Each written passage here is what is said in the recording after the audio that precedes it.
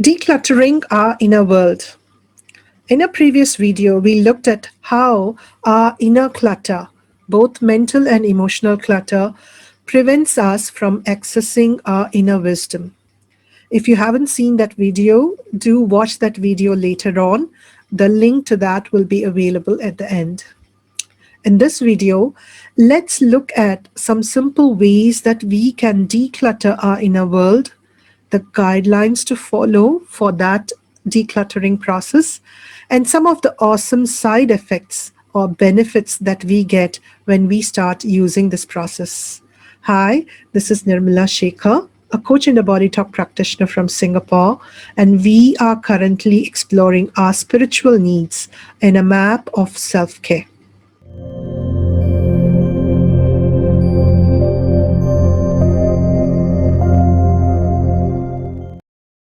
Decluttering our inner world is very similar to the process of digestion that happens in our physical body.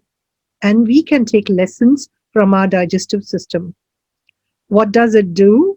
When we eat a meal, it takes time to examine the meal, retain all that is important that it considers is nutrition for the body, and then it rejects all that is no longer needed by the body. If that process of rejection, release, doesn't happen on a regular basis, then we get backed up and we lose our appetite. And until and unless the body releases the food wastage, there is no appetite for another meal. So this process of release is very crucial for the digestive system. And the same thing can be applied to decluttering our inner world. I call this process the triple R process: reflection, retention, and release. We reflect on an experience, take time out, create an environment, a mood of reflection, and then we retain all that is important to us, the positive experiences we have had, the growth that has happened, and we then decide to release all that no longer serves us. That release process is one of feeling, expressing, and then release. So this process would probably take around 10 minutes to do on a regular basis, and it can be done very easily by anybody, whether we are in therapy or we are getting help for our inner work. We can do this process, and we can start in very small ways of using this process. Spend 10 minutes a day going through one particular life experience that we want to analyze, reflect on that experience, make a list of all the positives that you have got out of that experience.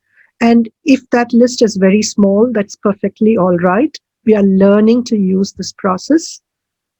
Retain that, and then look at all that you would like to and are willing to release from that experience. Once we are ready to release, then we need to feel that emotion, that negative emotion. It could be anger, it could be pain, it could be grief, it could be irritation, frustration, whatever is that negative emotion. Feel that emotion, express that emotion, and then release it. For the release, I like to use the statement that I have learned from Louise workshops. It's okay to feel, express, and release.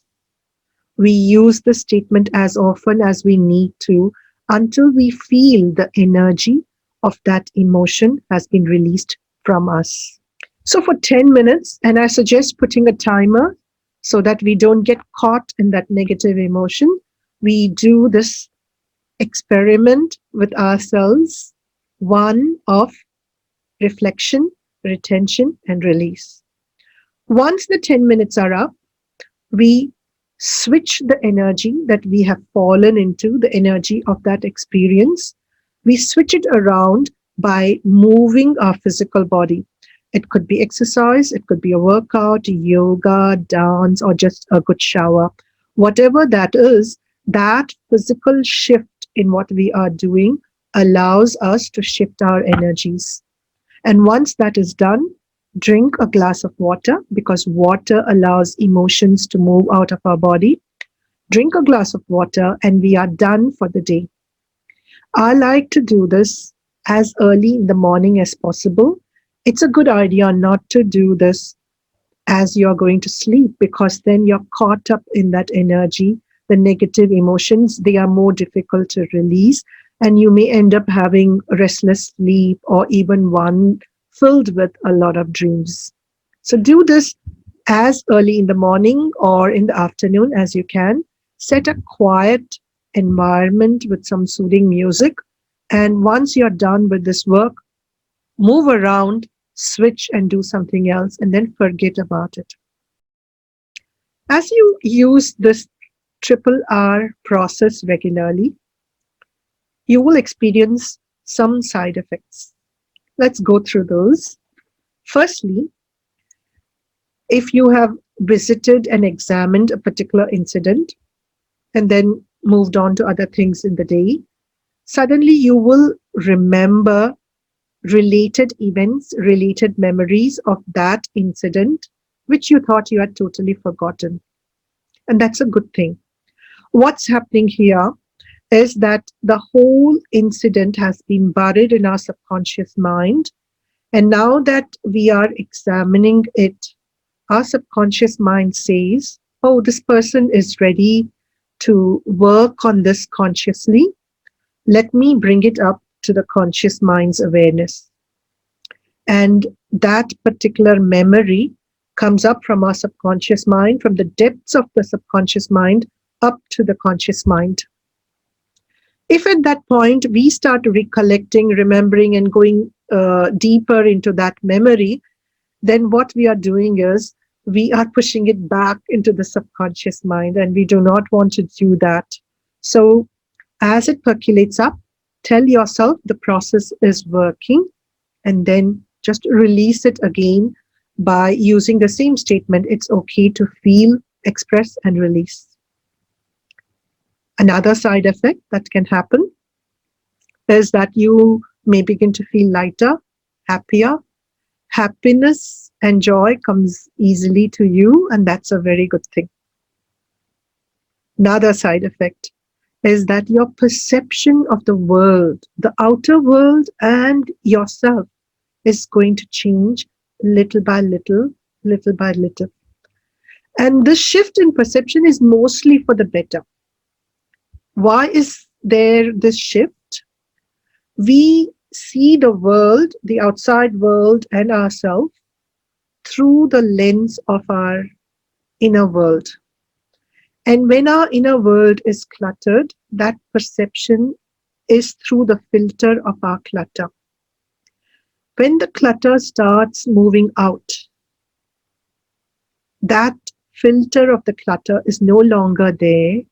So we see the world with a brighter lens, a clearer lens. And we will find all the positives.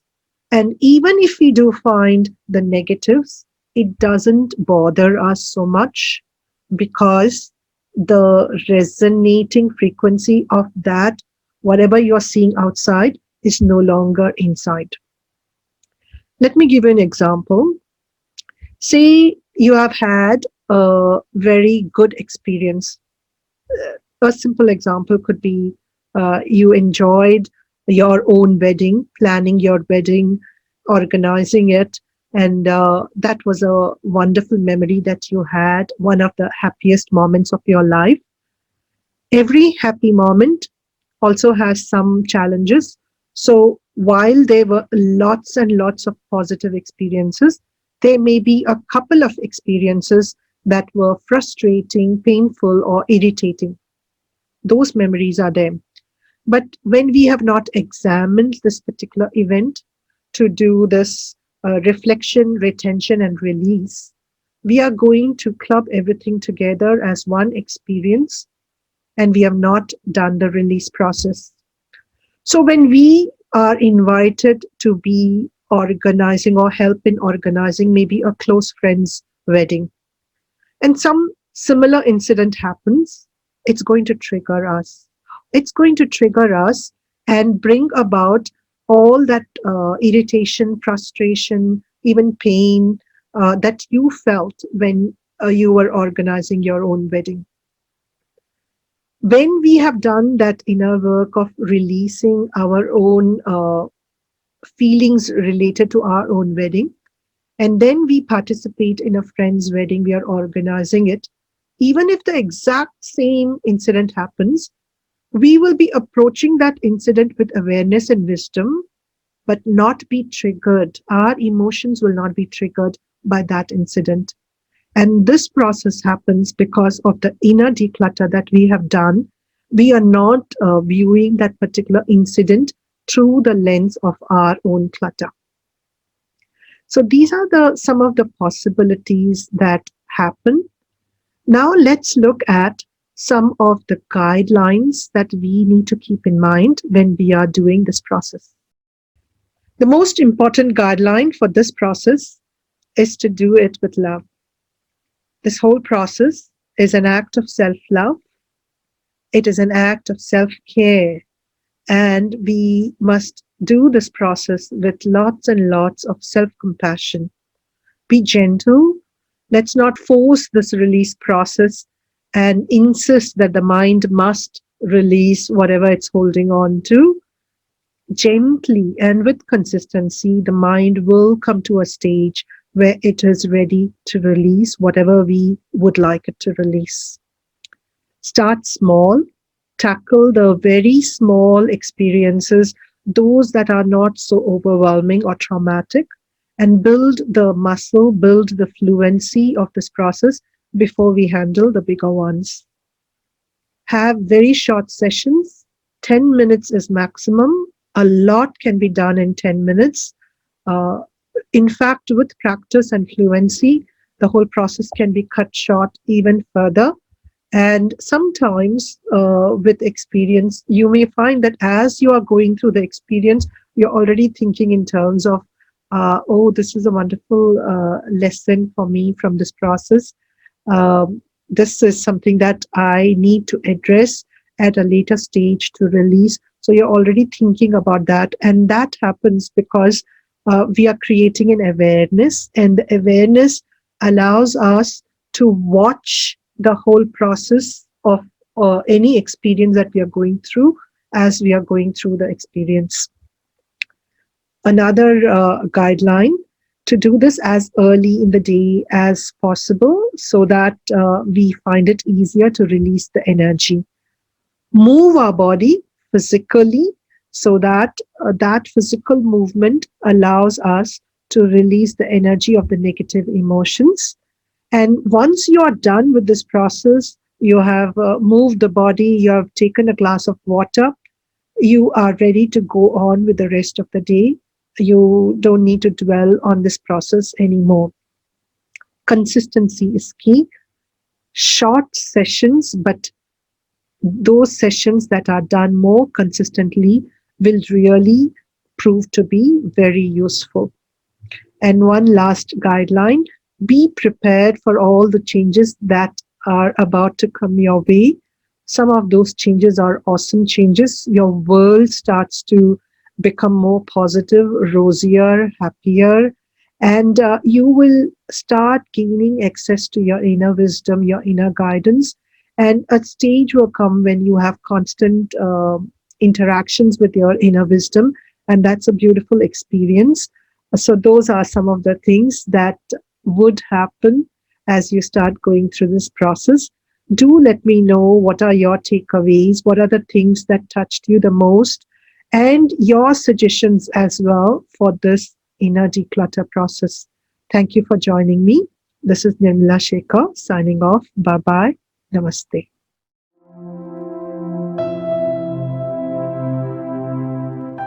Do subscribe and hit the bell button for more weekly content on self-care. And if you want even more actionable content on self-care, do join me in the Facebook group for weekly lives, discussions, and more tips.